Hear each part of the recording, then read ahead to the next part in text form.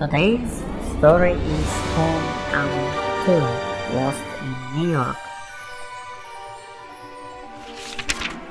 based on the story written by John Hughes and directed by Chris Columbus.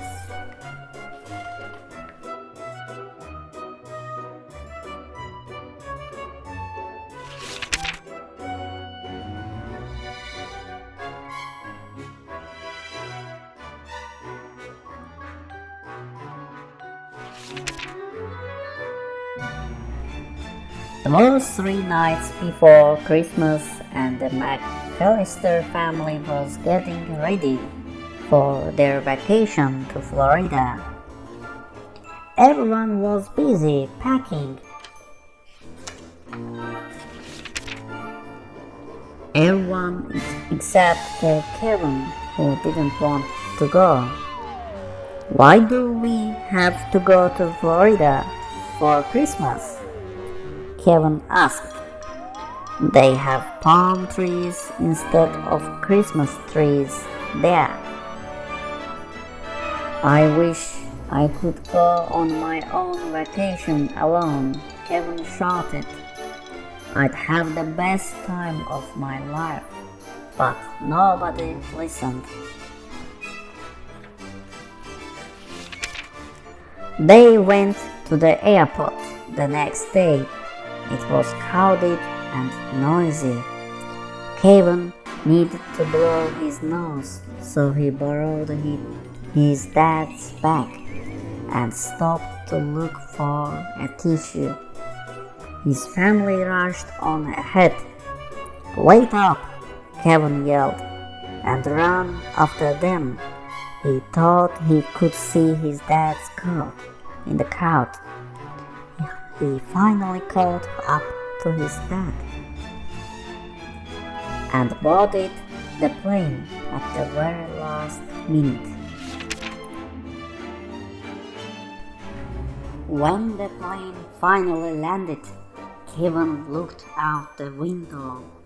He saw very tall buildings and lots of snow. It didn't look like Florida at all. When Kevin got off the plane, his family was nowhere to be seen. "Where am I?" "New York City." "Yikes! I did it again!" At first, Kevin was scared, but then he realized this was his chance to do whatever he wanted on vacation. He discovered that New York City was a magical place to celebrate Christmas. He rode around in a yellow cab. He saw the Statue of Liberty. He went to the top of the tallest building and he walked through Central Park. There was a wallet in his dad's bag, so Kevin checked into the fanciest hotel in the city. There was no one to tell him what to do, so Kevin watched lots of TV and ate lots of food from room service. The next day was Christmas Eve. Kevin took a limousine to the biggest toy store in New York.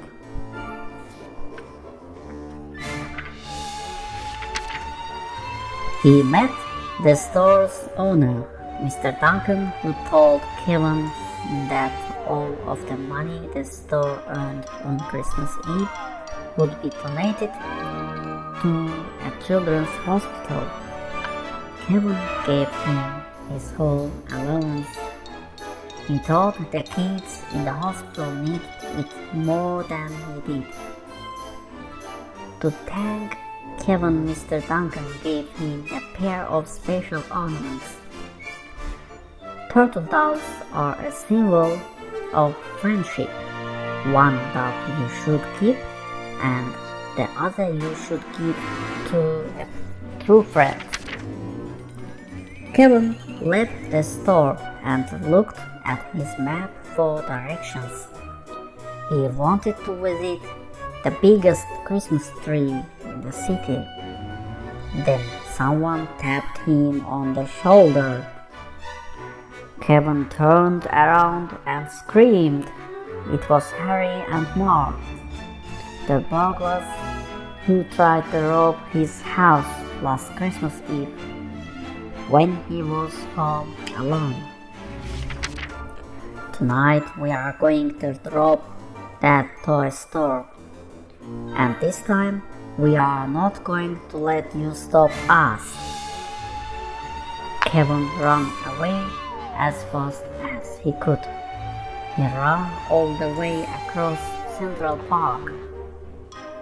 He ran so fast that he tripped and his foot got caught between two rocks. A woman approached. She was covered in birds. Kevin was scared at first, but then she pulled his foot free of the rocks. The birds lady told Kevin that she lived in the park and that the pigeons were her only friends. She was spending Christmas without her family, just like Kevin. Kevin thanked her for helping him and promised that he would come back to visit her. But first Kevin had to stop the burglars from robbing the toy store. At an abandoned house nearby, he made a plan. Kevin poured glue on the floor and tied paint cans to ropes and lined up bags of flour. He stretched a tripwire across the basement and scattered tools in the hallway and painted the stairs with grease. Kevin went back to the toy store. Harry and Marv were already there, stuffing money into a bag. "Hey, follow me or I'll call the cops." The burglars chased Kevin to the abandoned house, and then they stumbled into all of Kevin's traps. Yes! Yeah! Wow! Ho!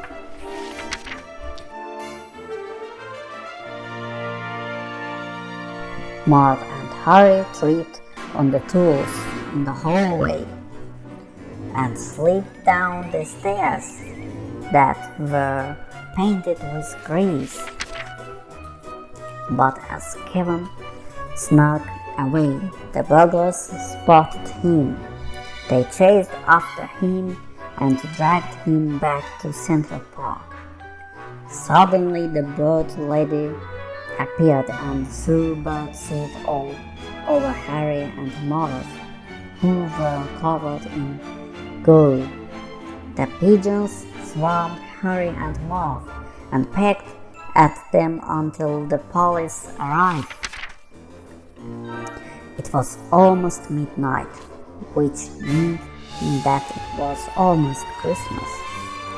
Kevin went to look at the biggest Christmas tree in New York City. He missed his family. It turned out that going on vacation alone wasn't much fun after all. And then he heard a familiar voice, "Kevin!" Kevin turned around and there was his mom. She knew Kevin better than anyone, so she remembered how much he loved Christmas trees. She knew exactly where to find him. Kevin's whole family was waiting back at the hotel. "I missed you all so much," Kevin said. On Christmas morning, a giant pile of presents sat under the tree. They were all from Mr. Duncan, who left a note thanking Kevin for saving his toy store.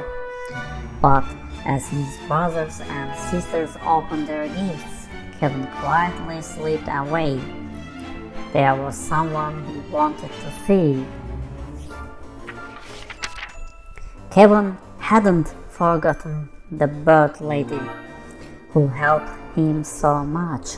He gave her the other turtle dove ornament, which meant they would be friends forever. Merry Christmas, Kevin. Merry Christmas. All was peaceful until his dad yelled so loudly that Kevin could hear him from the park. Kevin! You spent $967 on room service.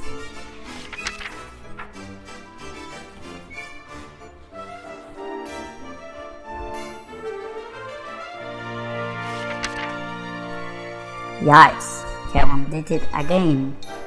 The beloved sequel to Home Alone is now an illustrated storybook for the whole family.